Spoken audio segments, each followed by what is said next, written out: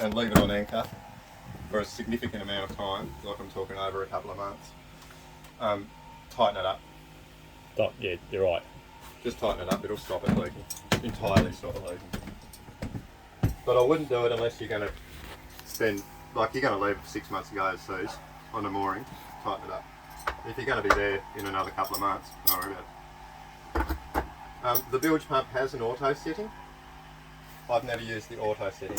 I don't like auto on bilge pumps. It gives you a false sense of security. Yeah, imagine that.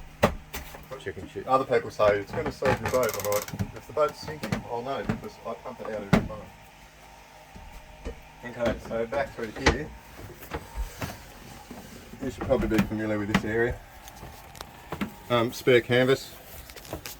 That's your canvas that you wanted for the dinghy. Yeah, you got your headlamp there again?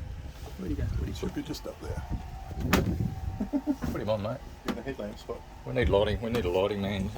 Oh, You'll get credits. You'll get credits in. You could pull it out in not Yeah, very long. So yeah, you got sails on this side.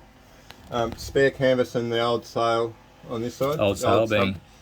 Well, the B and Junko made a beautiful new Genoa out of this stuff. Yeah. Which then proceeded to disintegrate in about a week and a half and ripped and fell off. So that's a pretty good pattern then. That's a good pattern. It's perfect pattern for it.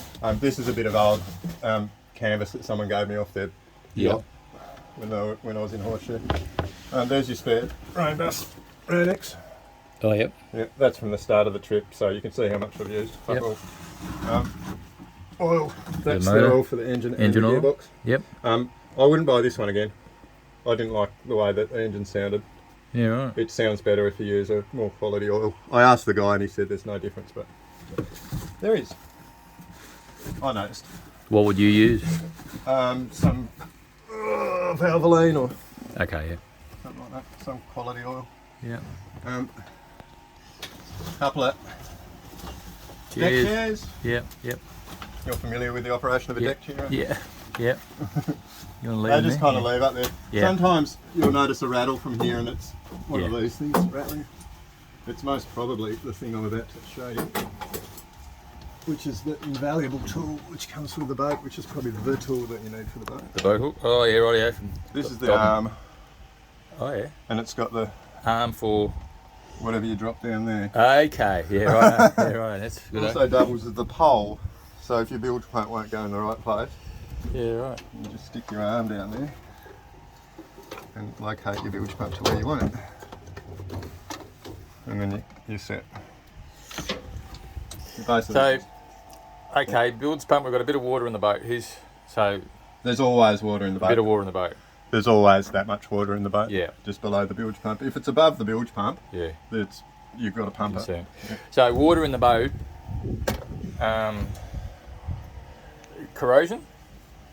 Well, yeah, I guess. My mate Dan says really not a problem because you'll find that there's oil down there too, so the oil's coating all the steel surfaces. Yeah. That's where it is. What's where it is? Or scraper. Put up in. So part of the feature of this boat is that the rear hold, the lazarette, is connected through to the under here by a hole. Yeah, is that hole that I'm looking at there? Yeah. Yeah. Good for ventilation. Yeah. Shit for everything else. Like not a good collision bulkhead because there's a hole. Yeah. So I store fuel up there. Yeah. That's very bad. Because if a fuel leaks, it'll end up in the main bilge. Yeah. So just be aware of that hole. The hole is at the top. No, the hole's straight there. Yeah, but it's at the top of the bulkhead. Right. Bottom of the bulkhead. Bottom of, and like on the floor of the bulkhead. Oh, I see. Can you see it? Well, there's no real bulkhead there, is there? Well, no, there's a hole. Yeah. Okay. Yeah. There's a storage area with your kind of lazarette. Yeah. But there's no real bulkhead there. There's a bulkhead apart from the bottom bit there. Yeah. It's not a bulkhead, it's a wall. Yeah. Okay. And that's my scraper, which is just there, which I'll probably be able to reach better. On the lazarette. It's your scraper actually. For scraping the boat when you've got your diving gear on. Everything. Whale gusher pump. Tell me about the whale gusher pump. Explain that. So, this guy has saved our lives before. Because when we bought the boat, the bilge pump didn't work. And obviously, as I was explaining before, we were sinking it. So, Yeah.